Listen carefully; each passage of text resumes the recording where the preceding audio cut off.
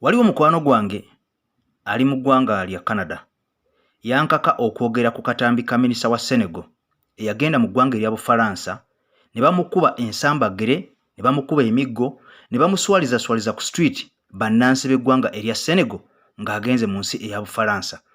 Kati kino kye kimu ekyefaananyiza ku Major General retired muhwezi eyagenze mu ggwanga erya America bannayuganda ne bamusangayo ne bamuswaza ogenda okakkana ng'addusa emisinde ng'ayiseemu yeeyongeddeyo era n'akubira mwami Museveni essimu enkambwe.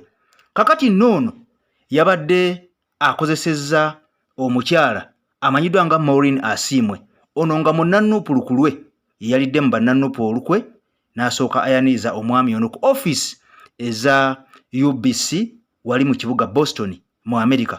Kati ebigambo bino nga sinaba kubeera nga mbitaggulula byonna nakkolera akatambi nenkulaga minisita w'eggwanga erya Senegal gwe baakubakuba emiggo era mukwano gwange omunanga tukitandike naffe ne mugamba ffe aba National Platform tuli bantu baddembe tulina okulaga empisa. Bwe kuba nga waliwo omuntu azze mu ggwanga lyonna tusobola okwekalakaasa naye tetumukwatako kubanga ekyo kimenya mateeka. Kati muhwezi ono nga teyadde General Minister era nga ye minisita w'ensi Uganda owa security munnange ebigambo byazze sibilungi bamututenena mu gisimu fungize kankwe katambi kano katono nnyo osooka okalingizeeko bw'omala okukalingizaako nkubuulira ebikuuno ebyaddiridde ebitabadde mu kamera ebyatuse ku retired Major General muhwezi wali mu kibuga Boston eky'eggwanga erya America.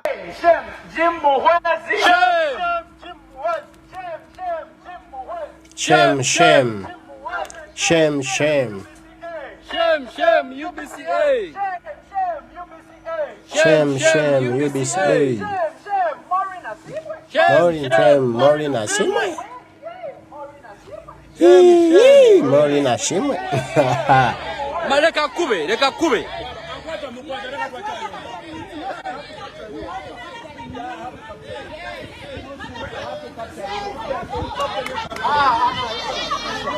Ashram.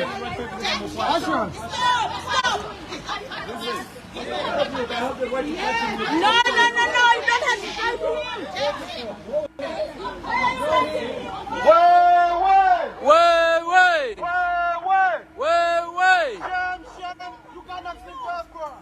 Shame, Ugandans in diaspora. Shame. No.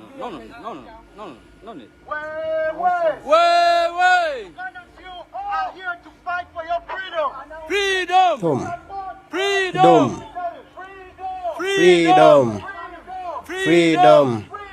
Bino bagenda okukola bangani bajja nga bazenga kupangisa nga office ya motoka ya maka kyagaba tebajja nga UBC no ne bamala ne basaba ne bagamba nakano ka office akalala katuwe katutekewo ki office ne babitandika ng'ekintu kya community tesina buzibu mutu yenna kyayagala okukola naye kasaba tatekamu kizimbe kya musajja era afanemu omwedde ali wano talina kye yatugambyeko kino kigenda kuhapeninga. You understand? So nze ojja siminaako buzibu ku recording nga naye ye tantegera butegere nze sikola na bafande momo. I'm an independent person. You understand? Yeah.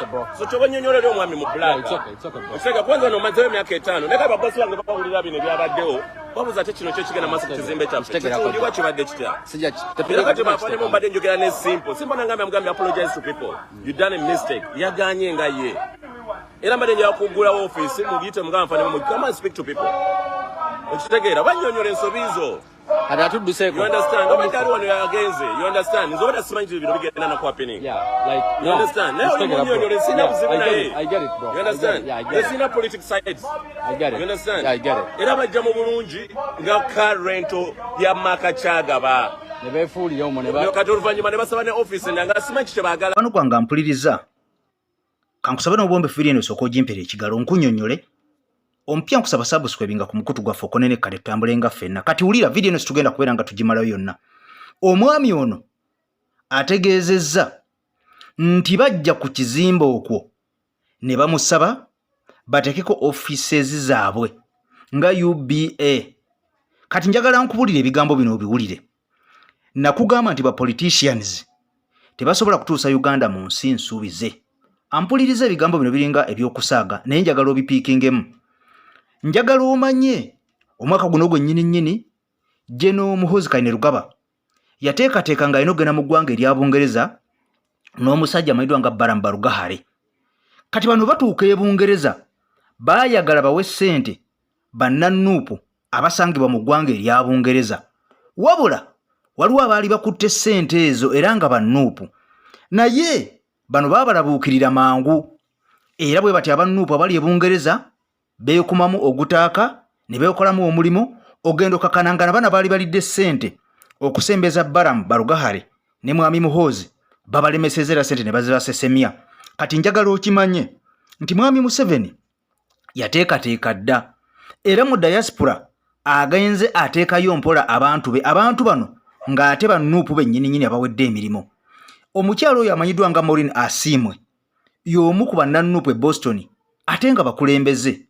Kati ekikwewuunyisa baapangisa offices ne baziteeka ku kizimbe ekimu okuli bannayuganda nga balaga nti bagenda kukolera mu mirimu mirala nnyo.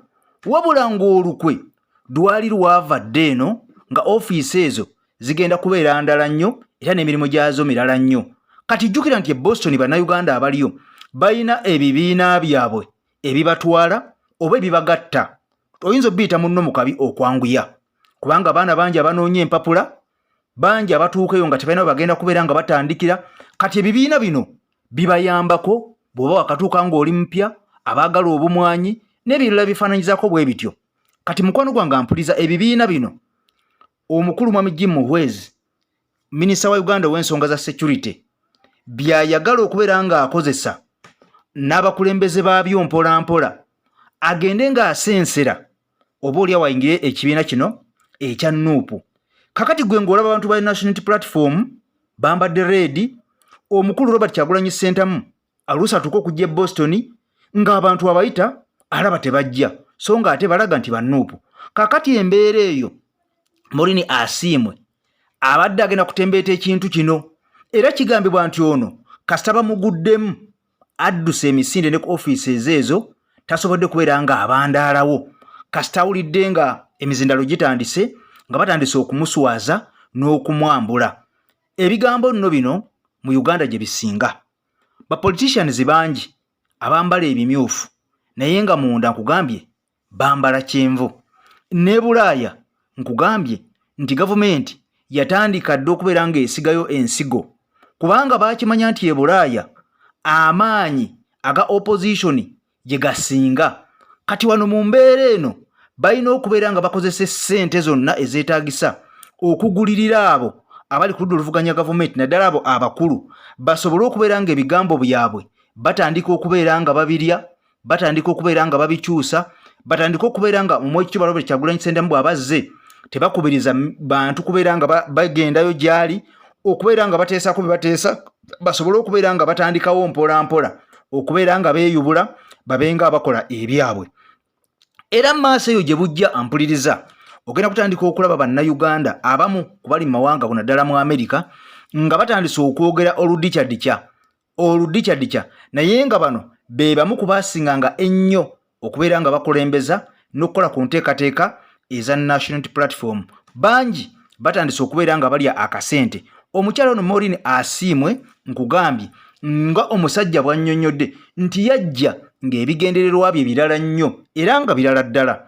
Teyamanya nti mu mbeera eno mwajjidde amusibye katambaala amutimbye ebbula kakookolo wabula waaliwo ebigendererwa eby'omunda ebye bagenda okubeera nga bakola mu offices ezo era minisita ono bwe yazze direct bamututte mu office munda omwo ne bamuggaliramu. Tewali amanyi biki bye badde bagenda kwogerako, tewali amanyi biki bye badde bateesaako, tewali amanyi enkwatagana gye bakwataganamu naye okubeera nga bamutuusa mu kifo ekyo asobole okubeera nga ne mu office munda atuuka okuyingira nga bannayuganda bonna tekuli n'omu amanyi ate ng'omusajja wa NRM. Njagala nnyo okimanye nti retired Major General Jim Muhwezi, Minister wa Security wa Uganda, atula mu Parliament naye bannayuganda bangi ababuzibwawo, bannayuganda bangi abaafa, bannayuganda bangi bakyakaaba amaziga banoonya abantu baabwe. Naye minisita ono wa security tavangayo kutangaaza kiki kigenda mu maaso.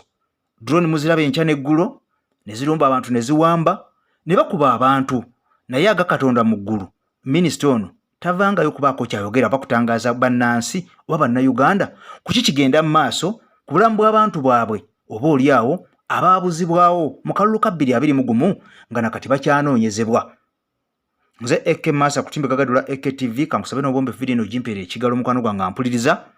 Bw'obanga oli mpya osubscribinge ku mukutu gwaffe tutambulenga ffenna mu mwaka waffe oba oliawo tusobole okubeera nga tulwanira ensi yaffe ebeere nga efuna Uganda empya. Bye bye akume.